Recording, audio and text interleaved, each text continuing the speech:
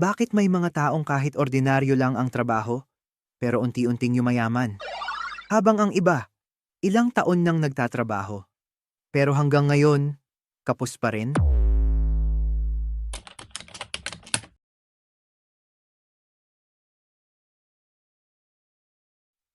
Hindi lang ito tungkol sa laki ng sahod. Hindi rin ito tungkol sa swerte.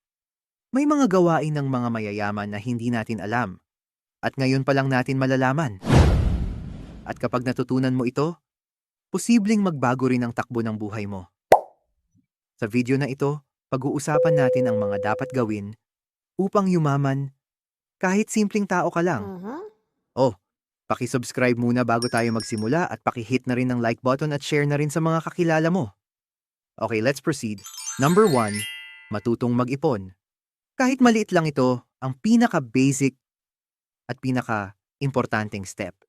Hindi ka yayaman kung lahat ng pumapasok na pera nilalabas mo kaagad. Maraming tao ang nagsasabi, mag-iipon ako kapag malaki na sweldo ko. Pero ang totoo, kapag hindi ka marunong mag-ipon sa maliit na halaga, mas lalong mahirap mag-ipon kapag mas malaki na ang kita mo.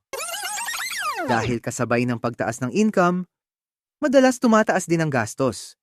Kahit pa konti-konti lang kada sahod, tiyak na tutubo rin yan. Wow! Malaki pa rin yan pag tumagal. Ang sikreto ng pagyaman ay ang hindi pagsuko, hindi pabilisan, kundi paunti-unti, araw-araw. Number 2, iwasan ang mga walang kwentang gastos. Hindi lahat ng gusto mo, kailangan mong bilhin. Minsan kaya nawawalan agad ng pera ang isang tao. Dahil gusto niyang sabayan lahat ng trends. Bagong cellphone, bagong sapatos, online shopping araw-araw, food delivery kahit may pagkain naman sa bahay. Unti-unting nauubos ang pera. Dahil sa maliliit na gastos na paulit-ulit. Bago bumili, mag-isip-isip muna. Tandaan mo ito. Ang mayaman, hindi nagpapakita ng pera. Pinapalago nila ito. Number 3, magkaroon ng side hustles. Mahirap yumaman kung iisa lang ang source of income mo. Kapag nawalan ka ng trabaho, titigil din ang pagpasok ng pera. Kaya mahalaga ang side hustles. Hindi kailangan agad bongga ang business. Ang goal mo, hindi lang kumita, kundi gumawa ng maraming paraan para may pumapasok na pera. Mas maraming source of income, mas mabilis ang chance mong umangat. Number 4, matutong magpalago ng pera. Ang mayayaman, hindi lang nagtatrabaho para sa pera. Pinagtatrabaho nila ang pera para sa kanila. Kapag natutunan mong palaguin ang pera mo, doon magsisimula ang totoong pag-asenso. Pwedeng savings account, pwedeng small business, pwedeng investments, pwedeng skills, nakikita ka habang tumatagal. Huwag hayaang nakatambak lang ang pera. Dahil habang natutulog ka, dapat may paraan pa rin na kumikita ito. Number 5, maging disiplinado sa pera. Hindi sapat ang sipag lang. Kailangan may disiplina. May mga taong malaki ang kita, pero laging walang pera. Bakit? Dahil walang kontrol sa gastos. Kapag natuto kang kontrolin ang sarili mo, mas magiging madali ang pag-iipon at pag-asenso. Minsan kailangan mong magsakripisyo ngayon para mas gumanda ang buhay mo sa future. Hindi lahat ng bagay kailangan agad-agad nandyan na.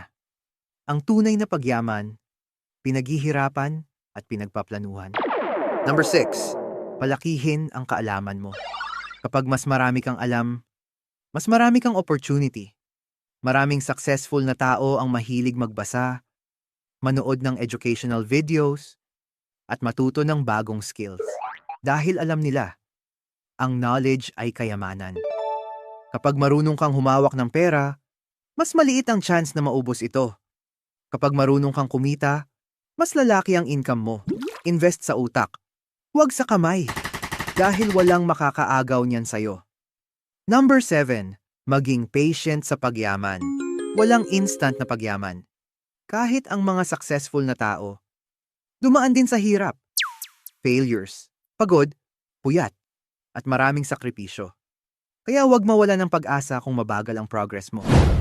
Ang mahalaga, umaandar ka, kahit paunti-unti. Tandaan mo ito, mas okay ang mabagal na pag-asenso kaysa mabilis na pera pero panandalian lang.